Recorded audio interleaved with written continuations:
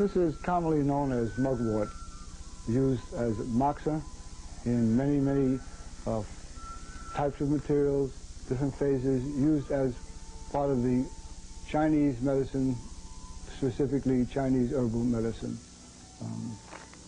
Moxa is a type of chrysanthemum, okay? It's called Artemisia vulgaris, a scientific name. It's been used for thousands of years. It's not a new herb that comes on the market kind of thing. This is used in different forms. This is in its raw form here. We have sticks of the same material, okay, and these are just cylinders, and they're cut up to approximately something about this size. They are used here also in a very small peg with a very little bit of moxa in it, and that's so you could get to a specific part of the body. It is placed also, sticks like so, in what they call the tiger warmer. It fits inside, and this is applied to the part of the body that are looking to do the moxibustion on. It also comes as a thread, sort of a string, right? And that's in that form. It's called cupping, right? This moxa would be placed on part of the body and burnt while it's inside the cup. This causes a vacuum and draws out what it is that we're looking for. This here is a little box, wooden box, has a screen on it, and this is placed over someone and burnt to apply the treatment to a specific part of the body. Now all of this, and of course much more, is used by acupuncturist, herbal medicine practitioner, and today here in Asian Culture in America show, I'm at the Somerset County Chiropractic and Acupuncture Center. And the head of this center is Dr. James Golding, and he's going to be with me in a moment to demonstrate and explain in detail what all these things I mentioned are used for and how they're used. So stay with us. Okay, as I promised, here is Dr. James Golding of the Somerset County Chiropractic and Acupuncture Center here in Somerville, New Jersey. And I mentioned a few of the items that we're going to be that's going to be seen today here being used for treatment. And Dr. Golding, once again, thank you, okay, for attending this show here. And you're a very knowledgeable person, so that makes it very easy for me. I only have to ask questions. I did mention to them about the moxibustion, some of the items I showed them. So what are we going to see here today? Well, Master Sher, it's always a pleasure being on your program. What we're going to see today are some of the more unusual or more uncommon aspects within traditional Chinese medicine. We are going to perform many different aspects of moxibustion, which is the burning of the chrysanthemum herb on and above the skin. We are going to see different forms of cupping that's performed as part of Chinese herbal medicine. We are going to see a very uncommon technique called Guasha, which is a form of scraping of the superficial aspect of the skin. We are going to see a form of specialized Chinese massage called tuina, and we are also going to perform different aspects of electroacupuncture. And just sort of an overview or the definition of is, what is this used? You know, you mentioned moxibustion. Why? What is it used for? What we would utilize this for, just as a review, we have with the Chinese 3,000 years ago mapped out a system of meridians or channels which traverse across the body. These channels are pathways that allow for us to influence the interior of the body in a particular manner by having an effect on certain points, which would affect not only behavior but function within the body. The application of Moxibustion is to allow for the smooth flow of qi and blood in the body, and also to warm and bring heat into aspects of the body. Now this treatment, this technique that you use, is also used on the acupuncture or acupressure points? They're usually used directly on the acupuncture points or above the acupuncture points. We'll be doing different forms of what's known as direct acupuncture, direct Moxibustion, where we are putting the moxa directly on the point, and indirect, which is above the points. Is this similar to the questions I asked for all the different techniques for healing, used as a one-time thing, or is this a treatment that might require more time? It depends on the nature of the problem. If the problem is a chronic condition, meaning a long-standing medical problem that deals with coldness within the body, and that's predominantly what we would use Moxibustion for. Let's say someone has chronically cold feet or chronically cold hands, or frequently has cold symptoms. Moxibustion is an excellent tool for bringing heat into the body. Now keep in mind, this is different from just applying heat generally throughout the course of the body, such as putting a blanket over you or taking a hot bath. What this technique does is allows for the direct admittance of a particular heat flow into the body, which influences a particular aspect of healing to take place within the body. Okay, is another question, right? When is this used, or would you use this and acupuncture itself, just the needles, or is it a substitute for? Is it better or worse, using different? They are. When a person comes in for treatment, they may receive just acupuncture, they may receive just Moxibustion, or there may be a combination of the two. We'll also be demonstrating a technique tonight in which we are applying the Moxibustion directly on the needle, the acupuncture needle within the body.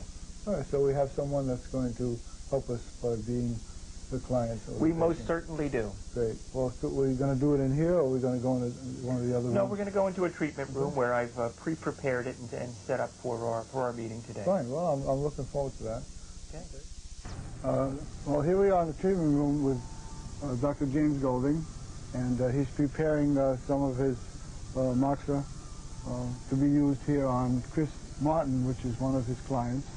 What is the treatment for in case of Chris? Well, Chris has presented himself to my office a few weeks ago. For the past few years, he's been suffering from chronic sinusitis. He has severe allergies and has chronic cold and upper respiratory tract infection. His presentation, according to Chinese medicine, demonstrates to have a weak pulse, according to pulse diagnosis, a thin, weak pulse, and his tongue also demonstrates to be pale and has a thick white coat. This would be indicative of cold symptoms in the body. As far as our treatment utilizing Chinese medicine, Moxibustion would be indicated. I see you have several presentations here of different moxa substances. This is all going to be done at the same time, pretty much? Well, all of these forms of Moxibustion are indicated for his condition, but we're also demonstrating them here tonight. I wouldn't be utilizing each of these techniques on a given treatment, but they're all indicated for his problem. Okay, so this is for the audience benefit that they can see the different things. But it's also therapeutic for his condition. This would be an example of a pole moxa, and this is a form of indirect Moxibustion. What we would do is the pole moxa would be waved above the acupuncture point. Do you feel the heat from there, Chris? Okay. Now you're not touching his skin. We're not touching the skin. This is not meant for direct contact with the skin. This point that we're working on now is called large intestine 4, and this influences all of the symptoms up into the head. Could you, just for the audience's sake, show it so that they could see as you're waving it? Okay. This would come across here. Now, normally, this pole or indirect moxa I would not use as far as an in-office treatment. I would be giving these poles to a patient to take for use at home, and they would utilize it in their home as homework between treatments. Also, this comes in a form of smokeless moxa, which has the same effect but no smoke, so it can be utilized in the home without causing any of the smoky effect. Doctor, if you were not using moxa here, you mentioned large intestine number 4 point. Would you do an acupuncture needle in that point for the same treatment? Well, we may utilize acupuncture, but we've made a determination based on his symptoms that heat in the form of moxibustion would be the preferential treatment for his condition. What we're going to demonstrate next here is a form of direct moxibustion. This is where the heat is applied into the acupuncture points directly at the site and burns directly into the skin. I'm now utilizing an incense that I will use to ignite the thread moxa.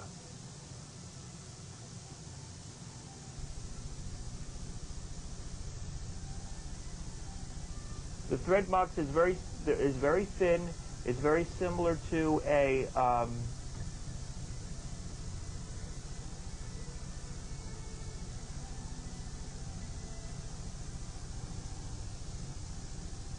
similar to what? Like on a firecracker, the fuse on a firecracker, and this burns down into the acupuncture points. You feel the heat from those points? Yeah. The points which we are utilizing are points that enhance the immune system. These are called triple heater 5 and 6. These help to lift up and boost the immune system. This, once again, on this side was large intestine 4, which helps the symptoms up into his head and chest area. And this is large intestine 10, which also fortifies the respiratory tract. Is the specific type of incense you're using necessary, or no? This is just to have a heat source. You can't really put a flame close to the thread moxa because you'll burn the body just being so close like that.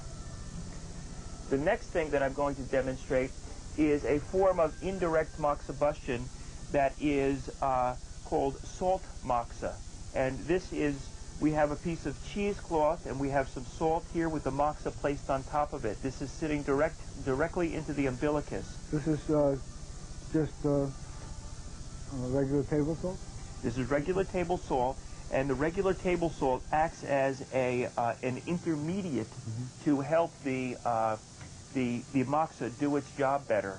This takes a few minutes for this to burn down, and a warm sensation will not only come over the umbilicus, but will come over the total body at large. And this is used for when a person has cold symptoms over a large area. We would also utilize this for a chronic coldness or weakness in the body. It would also be utilized for impotence or lower back problems or premature ejaculation.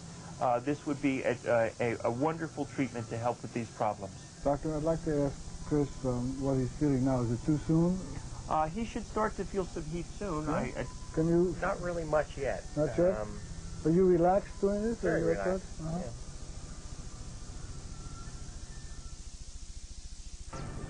Okay, now you have the tiger warmer, and you just told me you're going to use primarily the kidney meridian. Yes. Right? What we're going to utilize, what we're going to demonstrate now is 3 other forms of moxibustion.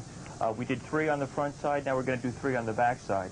This is known as a tiger warmer. This holds the moxibustion in a specially held cylindrical tube that allows us to warm particular channels and apply direct heat on there, and also have the same effect of the burning of the moxibustion.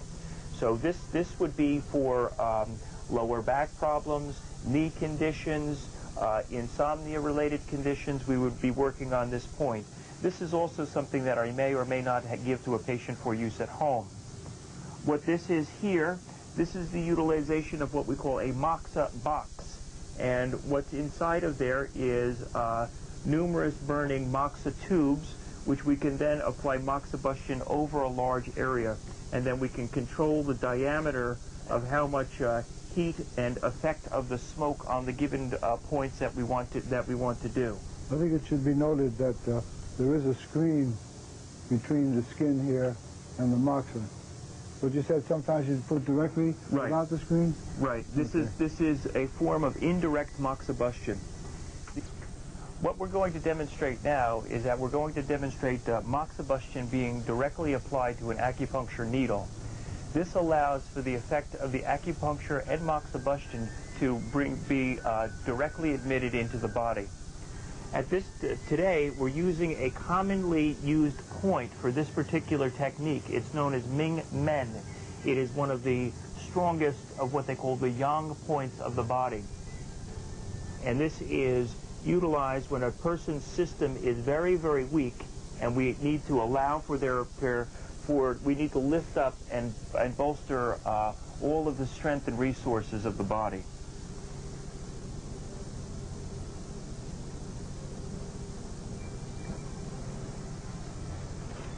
What we're doing at this point is that we are now putting a little bit of aluminum foil around the Moxibustion so that as the burning takes place, it will not, if a few ashes drop, that it won't influence the patient.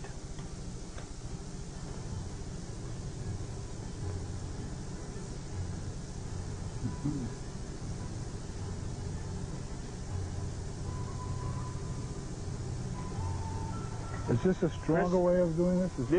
This is the strongest way for the admittance of Moxibustion and the combination of Moxibustion and acupuncture to take place. Chris, let me know when you first feel the heat in your body, when you first sense the heat from the needle. How long should that take? Usually just a few moments. No? Yeah, usually just a few moments. And you would leave this on for 10, 15 minutes? Tell me when that gets a little warm for you. Okay, you can start to feel it. Tell me if it becomes a little uncomfortable for you, as in too warm for you.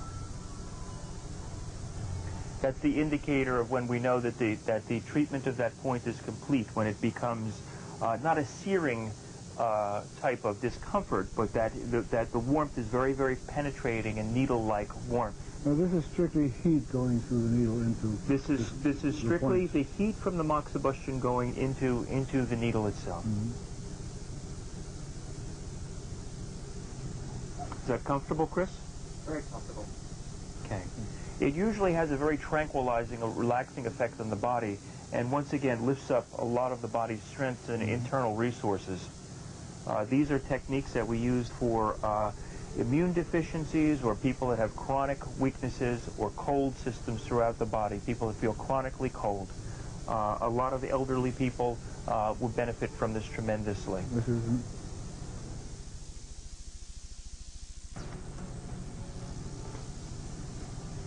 Okay, now this is a Moxibustion we call cupping, right? Using these glass jars? Yes, it is. Mm-hmm. This is the old-style method of doing cupping, which utilizes either a glass jar or the Chinese used to do utilize bamboo to cups to make this happen years ago. This technique was then brought to Europe, which is still very popular in Europe today. A lot of the Eastern European countries utilize cupping to a wide extent. We incorporate this to utilize the free flow of blood and qi into an area, and this would also help to reduce swellings into an area. It will help to reduce pain in a given area. If you can see, the vacuum sucks the skin up into here, and this promotes blood flow in and around the soft tissue around that area. So there is no moxa that you put inside the jar? No, there's no moxa. This is strictly a mechanical technique dealing with vacuum and bringing the skin up to the surface. This influences the meridians and the certain acupuncture points that we're looking to utilize. This is used a lot for shoulder problems, back problems. We would do this a lot into the knees, into the buttock areas for sciatica. And this is left for X amount of time? It's usually left for about 15 to 20 minutes. As you can see from where I was practicing before, it makes a small little red mark which will stay for a day. This form of cupping is the traditional form, and in 1 second I'm going to show you what we use as the more modern form. Now, is there actually a suction here? There is actually a suction, if you can see that. Oh, yes. Oh, okay. This is bladder meridian? This is the bladder meridian. Let's see, what do we have here, doctor? This is the more modern tool that we use to do cupping with, so it doesn't involve glass or the need to ignite fire. It is a suction tool that allows for us to pull the skin up, and we can also, we're much more in control of the cupping device and the amount of suction that takes place in the given area. It allows for you to have the desired effect of the cupping, bringing the blood flow in and out of that area to help it in the reduction of swellings. And in the kit itself, it comes in many varied size depending on the body parts that you're looking to treat. Okay, now there's no difference in quality then? I mean, exactly there's no difference in quality. I was just demonstrating some of the more ancient styles in doing it, and then how it's utilized in modern culture. Not as dramatic, but it's no, not like you see smoke and fire. Right. It's not quite. I think we relate everything to ancient medicine, tribal medicine, with smoke and fire. Right, little pomp and circumstance and rituals.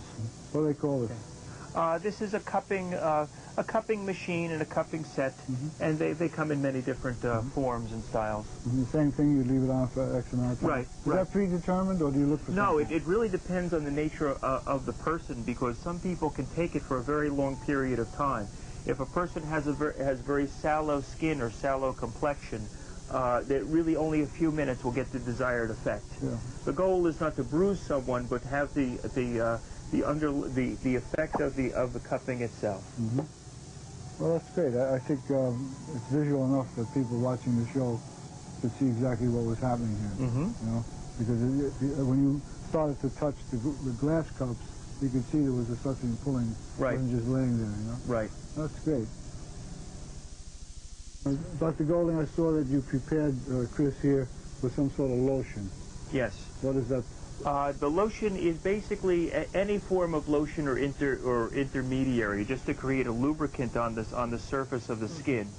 What we're doing now is a Chinese process known as Guasha, and this is technically a scraping of the skin.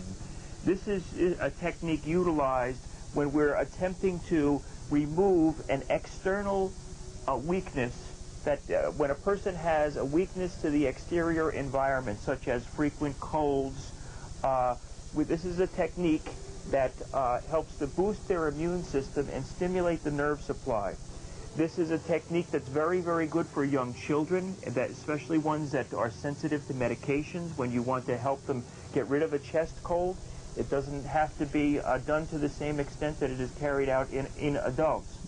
This is also a technique that is very, very good for myofasciitis, meaning inflammation of muscles. It's also very good for scar tissue formation in the muscles, and allows for a smooth flow of blood and energy through the muscles of the back.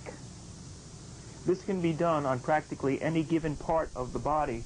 It will create a redness or swelling, as there is some change to the capillaries that will last for a day or two, but that is the desired effect, and the healing allows for deconstriction and increased range of motion and well-being in the patient. Is this specific for just the back, or do you use this on other parts of the body? It can be utilized on other parts of the body. All of the treatments that we've done on Chris today fall into the same pattern. Each of those techniques can be used in the treatment of his condition. So that's what we didn't want to get off base with just demonstrating. We wanted to demonstrate with a purpose. And that's what we're doing here today. Each of these techniques tie in with his weakness of cold in the body, having those symptoms, of having a decreased immune system, of having frequent sinus condition, chronic colds throughout the course of the winter, and generalized body weakness. Well, Chris, you've been here, wonderful about being here. What is your overall feeling? What's happening to you? Well, I feel very comfortable, very relaxed right now. Even with the heat? Even with the heat. I feel overall very well. There was no very burning sensation and just warmth? None at all, no. Very warm. Great, that's important. I can't imagine relaxing when something's burning. It's very easy to relax. Have you had acupuncture or Moxibustion or anything prior to this? No, I've never had it before this. So this is the first time, huh? First time. Oh, great. Well, I hope whatever it is that you have that you're being treated for work for you. I'm very happy with the results. It's an interesting concept, Chinese medicine, you know. But we look at it like something brand new, like, wow, guess what he does, you know? And it's been around for thousands of years. How do you feel about his reaction to all of this? Is this normal, what you've seen? No, it's a normal reaction, and he's been a very compliant patient in regards to his treatment.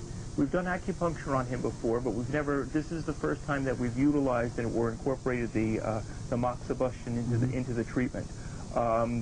Usually we'll stage these things at the right time for what we need to accomplish at any given point. And we had the show coming up, and he volunteered, and I'm as happy as a clam. Well, I think it's going well, and I think it's going to be very informative and interesting to the audience that views this.